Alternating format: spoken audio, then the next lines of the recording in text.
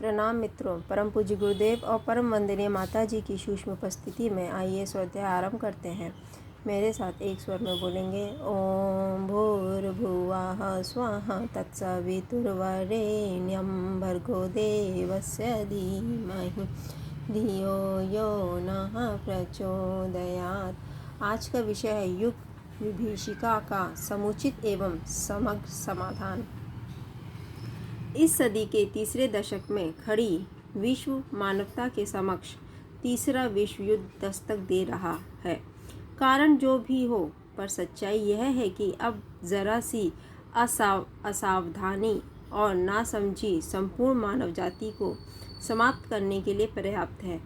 ऐसे में आवश्यकता है कि इस दुर्भाग्यपूर्ण परिस्थिति से मानव जाति को उबार लेने वाले उपायों को खोजा जाए।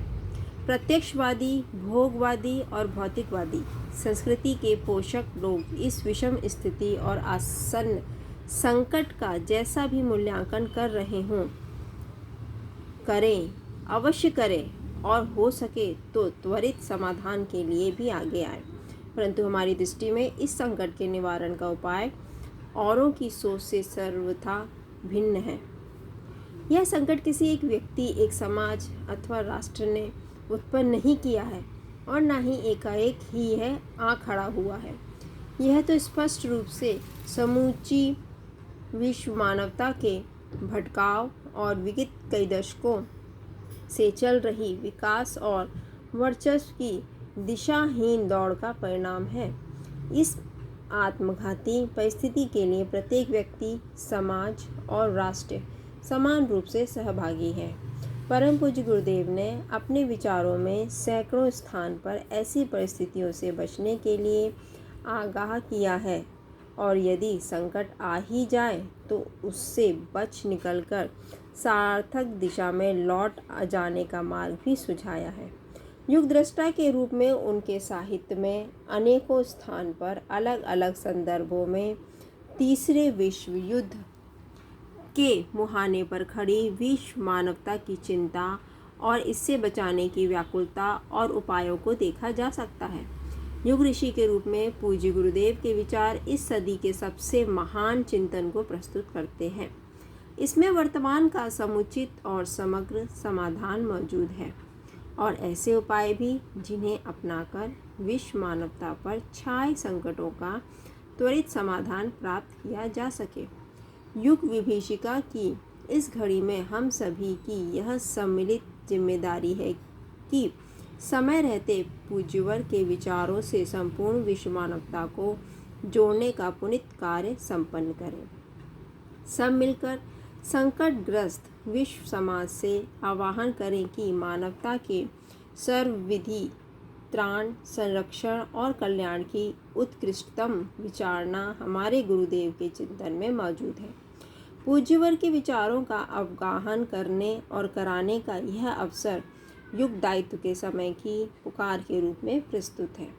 समस्त संसार के समक्ष खड़े होकर सच्चे युग नायक के प्रतिनिधि बनकर यह उद्घोषणा करने का क्षण है कि 21वीं सदी उज्जवल भविष्य की सौगात लेकर अग्रसर हुई है। इस सदी में मानव अस्तित्व को निगल जाने वाली त्रासदी का घटित हो जाना कदापि स्वीकार्य नहीं है। मानव मात्र में देवत्व का, दिव्यता का जागरण और समुची धारा पर स्वर्गीय वातावरण की अवधारणा को साकार बनाने में समर्थ पूज्यवर का जीवन दर्शन युग की समस्त समस्याओं के समाधान का केंद्र बिंदु है। वर्तमान की समूल समस्याओं का सार्थक निदान और समाधान पूज्यवर के उस आधारभूत सिद्धांत में मौजूद है जिससे उन्होंने नवयुग के निर्माण की धुरी माना है। इस सिद्धांत के 4 आदर्श हैं: एकता, समता, शुचिता और ममता। इन चारों में व्यक्ति, समाज, राष्ट्र और विश्व अर्थात संपूर्ण मानव जाति के संकटों का निवारण और सार्थक दिशा प्रदान करने वाला युगबोध रूपी चिंतन समाहित है। युग तीर्थ शांति कुंज को इस चिंतन के साकार रूप में विकसित किया गया है। चारों आदर्शों के अनुरूप विनिर्मित मानव समाज एवं विश्व मानवता का स्वरूप कैसा होगा? इसी को एक मॉडल रूप में प्रत्यक्ष उदाहरण बनाकर उन्होंने दुनिया के समक्ष प्रस्तुत किया है। विश्व मानवता में शांति, स्थिरता और सामंजस्यपूर्ण जीवन के लिए पूज्य गुरुदेव का पहला आदर्श है एकता। एकता का तात्पर्य है एक कुटुंब की तरह मिलजुल कर रहना, मिल बांट कर खाना, अपनी खुशी दूसरों में बांटना और दूसरों के दुख बांट लेना। एक घर परिवार में जैसे रहते हैं वैसे ही मिलकर सहकारिता से रहना। आवश्यकता के अनुरूप साधन संसाधनों का प्रयोग करना और सामर्थ्य के अनुरूप कार्य करना, श्रम करना। औसत नागरिक के जीवन स्तर का मापदंड बनाए रखना और धन संपदा को परिवार की संयुक्त संपत्ति के रूप में एकत्रित एवं उपयोग करना। ये महामंत्र की भांति ऐसे जीवन सूत्र हैं जिन्हें अपनाकर मानव जीवन के प्रत्येक स्तर पर एकता का आदर्श स्थापित किया जा सकता है। एकता का यह आदर्श प्राचीन काल से देव संस्कृति के विकास एवं उत्थान का आधार रहा है। वैदिक ऋषियों ने सर्वप्रथम इसका उद्घोष करते हुए कहा है, समानो मंत्रः समितिः समानी, समानं मनः सह चित्तमेषां, समानी व आकुतिः, समान हृदयानि वह, समानमस्तु वो मनो यथा वह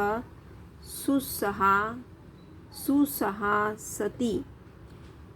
अर्थात हमारी मंत्रणा में, समितियों में, विचारों में और चिंतन में समानता हो, आपस में सद्भावना हो, वैषम्य और दुर्भावना न हो। हमारे अभिप्रायों, हमारी भावनाओं यानी हृदयों में और हमारे मनों में एकता की भावना बनी रहे, जिससे हमारी संगठित और सामूहिक शक्ति का विकास हो।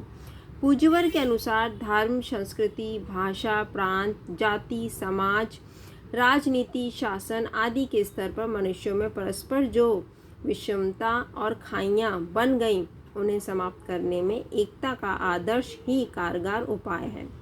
एकता का भाव ही मनुष्य के बीच प्रेम, आत्मीयता उत्पन्न कर सभी के अंतःकरण में सद्भावना का संचार कर शांति और सौहार्द स्थापित कर सकता है। समता रूपी दूसरा आदर्श मानव मात्र की आत्मिक प्रगति का मार्ग है।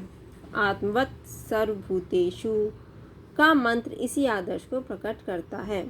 वसुदेव कुटुंबकम यदि एकता का मंत्र है तो आत्मवत् सर्वभूतेषु समता का। समता अर्थात सब में अपने को और अपने में सबको देखना। यह आदर्श प्राणी मात्र में एक ही आत्म तत्व के दर्शन करके समदृष्टि उत्पन्न करता है। गुरुदेव के साहित्य में दिए गए नारे मानव मात्र एक समान, एक पिता की सब संतान के पीछे भी यह मर्म सन्निहित है। असमानता की भावना ने मनुष्य जीवन को हर स्तर पर खंडित और संकीर्ण बना दिया है। जाति, प्रांत, धन, पद, प्रतिष्ठा जैसी अनेकों विसंगतियां चारों ओर दिखाई देती हैं। यह मनुष्य मात्र के पारस्परिक स्नेह, भ्रातृत्व और सामंजस्य में सबसे बड़ी बाधाएं हैं। इससे उबरने का उपाय यही है कि अयम निजः परो वेति की संकीर्ण भावना से ऊपर उठकर उदार चरितानाम तु की उक्ति को चरितार्थ किया जाए। उदार और विकसित हृदय में ही समता की भावना जन्म लेती है तथा त्याग, प्रेम, सेवा, समर्पण के उच्च स्तरीय जीवन मूल्यों से मानवता के चरित्र को संवारती है। तीसरा आदर्श है सुचिता। इसका संबंध मनुष्य की आंतरिक उत्कृष्टता, चारित्रिक पवित्रता और सदाचरण से है। पूज्य गुरुदेव की मान्यता में भीतर की पवित्रता, दिव्यता और व्यापकता ही बाहर अभिव्यक्त होगी। व्यक्तिगत जीवन में प्रत्येक को आंतरिक चरित्र में पवित्रता और ब्रह्म आचरण में सज्जनता का मापदंड निर्धारित कर जीवन जीना चाहिए। इन्हीं मापदंडों की अवहेलना, उपेक्षा से आज समूची मानव जाति का आंतरिक और बाह्य जीवन हजारों समस्याओं, संकटों से घिर गया है। हमारे ऋषियों ने सुचिता के आदर्श को आधार बनाकर ही मनुष्य मात्र के लिए दान, सेवा, प्रिय वचन, शुभ कामना, सत्य वचन, स्वाध्याय, स्वच्छता, संतोष आदि कर्तव्यों का उपदेश दिया है। ये सभी कर्म अहम, क्रोध और घृणा की भावना से रहित होने चाहिए। इसके लिए गुरुदेव प्रत्येक कर्म में कर्तव्य परायणता की भावना को सर्वश्रेष्ठ बताते हुए इसी को मानव धर्म की संज्ञा देते हैं। मानव समाज के लिए सुचिता का आदर्श ही आंतरिक और बाह्य विकास एवं उन्नति का मूल मंत्र है। चतुर्थ आदर्श ममता के रूप में है। इसका तात्विक अर्थ है विश्व मानवता से निस्वार्थ प्रेम करना। ऋषि मुनि, चिंतक, समाज सुधारक, तपस्वी, योगी, संत, शहीद, इन सभी के व्यक्तित्व को ममता का आदर्श ही सर्वोत्तम के परम मूल्य से विभूषित करता है।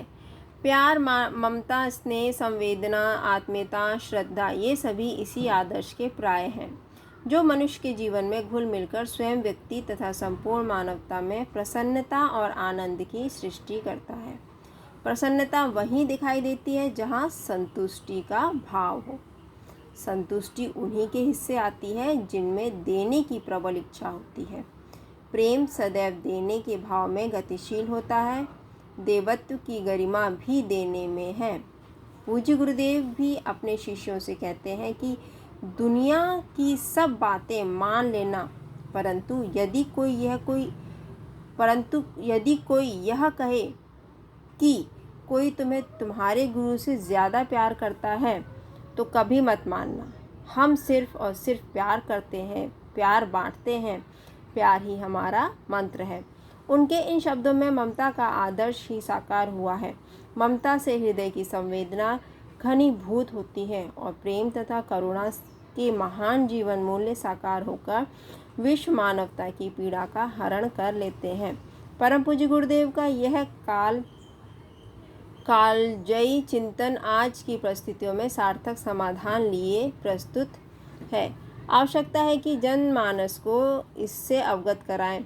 इस चिंतन में समाहित मानवीय उत्थान के आदर्शों के प्रति विश्व समाज में जागृति उत्पन्न करें और अस्तित्व के संकट से जूझ रही मानवता को उज्जवल भविष्य के प्रति आश्वस्त करें। धन्यवाद मित्रों। ओम द्यौः शांति अंतरिक्षं शांति पृथ्वी शांतिरापः शांतिरोषधयः शांतिः नस्पतयः शांतिर्विश्वे देवाः शांतिर्ब्रह्म शांतिः सर्वगं शांति शांतिरेव शांतिः सामा शांतिरेधि। ओम शांति शांति शांति सर्वारिष्ट सुशांतिर्भवतु।